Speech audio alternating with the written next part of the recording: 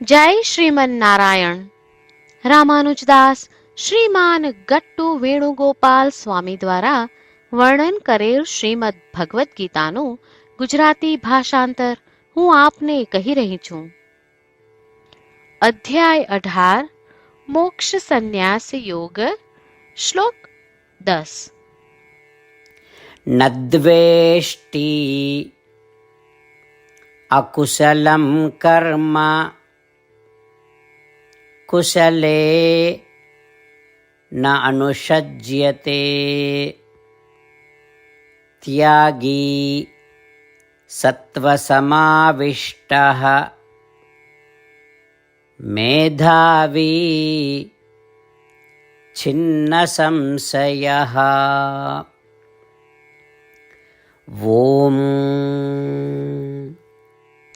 ગીતાચાર્ય શ્રી કૃષ્ણ પરમાત્મા અર્જુન સાથે આપણને બધાને મોક્ષ સંન્યાસ યોગ શીખવી રહ્યા છે. પરમાત્મા કહે છે, અર્જુન, સાત્વિક પ્રકૃતિ ધરાવતા મનુષ્યો કોઈ પણ ફળની અપેક્ષા રાખ્યા વિના સમસ્ત વૈદિક અનુષ્ઠાનો કરે છે. આ પ્રમાણે તેઓ સાત્વિક ત્યાગનો અભ્યાસ કરે છે. આ પ્રકારનો સાત્વિક ત્યાગ કરવાથી તેઓ આત્મા, પરમાત્મા અને પ્રકૃતિ એ ત્રણેયનું પૂર્ણ જ્ઞાન પ્રાપ્ત કરે છે. આ ઉપરાંત તેમના સર્વે આધ્યાત્મિક સંદેહ નષ્ટ થાય છે. આવા મનુષ્ય કર્મો પ્રતિ પ્રિય કે અપ્રિય હોવાનો ભાવ દર્શાવતા નથી. પ્રસંગોપાત જો તેઓ ઈચ્છા આધારિત કર્મો કરે તો પણ તેઓ તેમના પ્રત્યે તિરસ્કાર દર્શાવતા નથી. તે જ પ્રમાણે નિર્ધારિત અનિવાર્ય કર્મો કરતા સમયે તેઓ તેમના પ્રત્યે અતિશય આસક્તિ વિકસાવતા નથી. આ પ્રમાણે તેઓ કર્મો પ્રતિ પ્રેમ રાખતા નથી. જેઓ સાત્વિક ત્યાગનો અભ્યાસ કરે છે તેઓ સર્વે પ્રકારની આસક્તિ અને દ્વેષથી પરે રહે છે. આ પ્રમાણે શ્રી કૃષ્ણ પરમાત્મા સ્પષ્ટ કરી રહ્યા છે કે સાત્વિક પ્રકૃતિ ધરાવતા મનુષ્યો સાત્વિક ત્યાગનો અભ્યાસ કરે છે અને સમસ્ત આસક્તિ અને દ્વેષને પાર કરે છે. તેથી ચાલો આપણે સંધ્યા વંદના અને પિતૃપૂજા જેવા વૈદિક અનુષ્ઠાનો ફળની અપેક્ષા રાખ્યા વિના યોગ્ય રીતે કરીએ.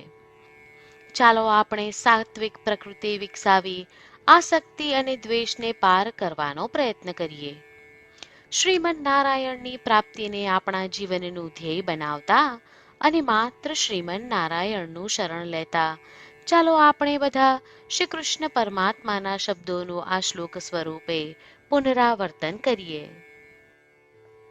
નદ્વેષ્ટ્ય કુશલમ કર્મ કુશલેનાનુષજ્યતે ત્યાગી સત્વસમાવિષ્ટઃ મેધાવી છિન્ન સંશયઃ. શ્રી કૃષ્ણ પરમાત્માએ આખી ભગવદ્ ગીતાનો સાર અધ્યાય 18ના શ્લોક 65 થી 70માં 8 ઉપદેશ દ્વારા કહ્યો છે.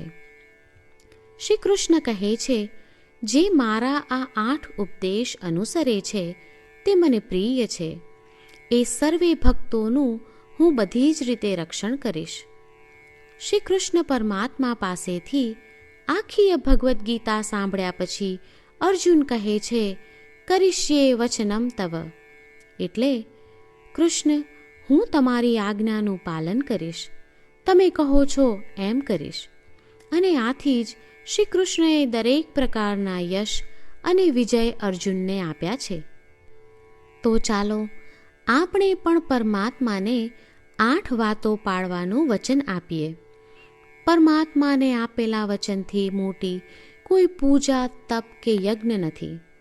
8 પ્રતિજ્ઞાઓ જે આપણે લેવી જોઈએ તે હું હવે કહું છું. આપ સૌ પણ એનો મન અને હૃદયથી વિચાર કરો. આ રીતે શ્રી કૃષ્ણને વચન આપતી વખતે આપણે સૌ શ્રી કૃષ્ણની હસતી મુખમુદ્રાનો મનમાં વિચાર કરીએ અને પરમ આનંદનો અનુભવ કરીએ. જય શ્રીમન નારાયણ. આપણા 8 વચનો આ પ્રમાણે છે. આપણું પહેલું વચન. હે શ્રીમન્નારાયણ, તમારા ઉપદેશ પ્રમાણે હું હંમેશા તમારું ધ્યાન અને ચિંતન કરીશ. આપણું બીજું વચન. હે શ્રીમન્નારાયણ, તમે કહ્યું છે તેમ હું સદાય તમારી ભક્ત રહીશ. આપણું ત્રીજું વચન. હે શ્રીમન્નારાયણ, હું મારા કર્મો તમને સંતોષ થાય તેમ અને તમારી સેવા માટે કરીશ. આપણું ચોથું વચન. હે શ્રીમન્નારાયણ, તમે અનુસરવા કહ્યું છે તેમ મને પૂર્ણ શ્રદ્ધા છે કે હું તમારી છું. હું સદાય મારા હાથ જોડી તમને નમસ્કાર કરીશ, તમારી ભક્તિ કરીશ. આપણું પાંચમું વચન. હે શ્રીમન્નારાયણ, હું તમારા શબ્દો યાદ કરું છું. મામેકમ શરણમ વ્રજ, તમે તમારી શરણમાં આવવા કહ્યું છે. શ્રીમન્નારાયણ, હું માત્ર તમારા જ શરણમાં છું. આપણું છઠ્ઠું વચન. હે શ્રીમન્નારાયણ, આપે કહ્યું છે મા શુચ, તમે અમને આશ્વાસન આપી શોક ન કરવા માટે કહ્યું છે, તો હું દુઃખી નહીં થાઉં, શોક નહીં કરું. આપણું સાતમું વચન.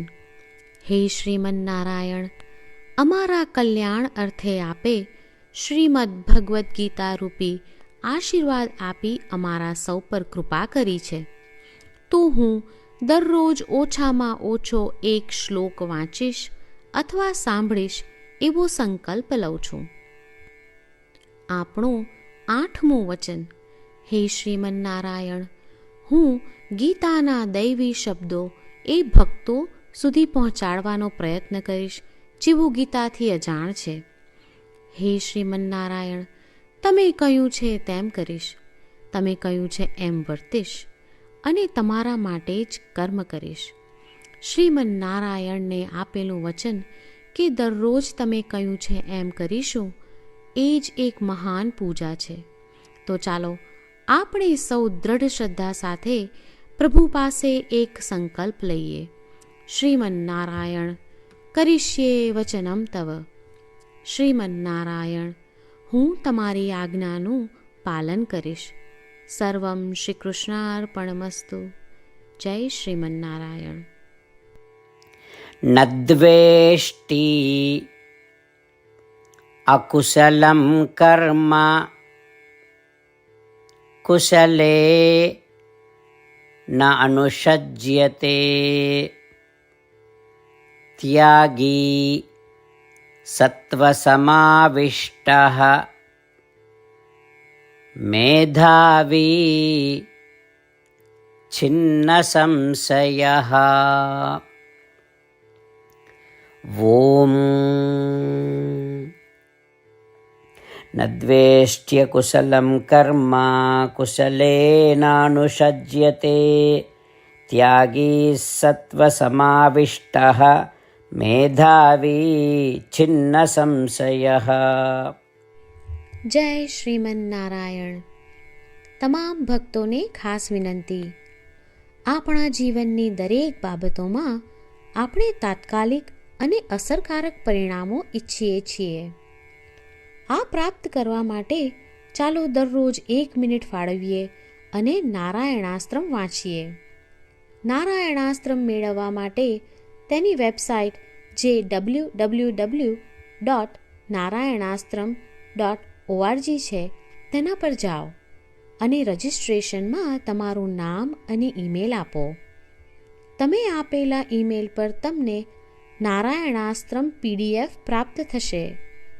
PDFમાં રામાયણનો 1 શ્લોક, ગીતાનો 1 શ્લોક અને એક વિષ્ણુ નામ છે.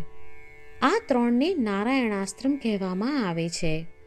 દરેક વ્યક્તિને આ શ્લોકોનું અલગ અલગ સંયોજન પ્રાપ્ત થાય છે.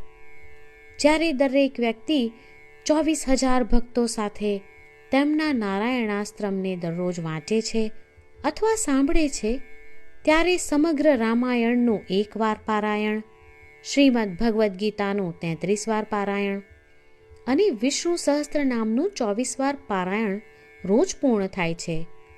આ એક અદ્ભુત અને અસાધારણ પરિણામ છે. તેથી તમે અને તમારા પરિવારના સભ્યો તરત જ વેબસાઇટ પર જાઓ અને તમારું નારાયણાસ્ત્ર મેળવો. જય શ્રીમન્નારાયણ.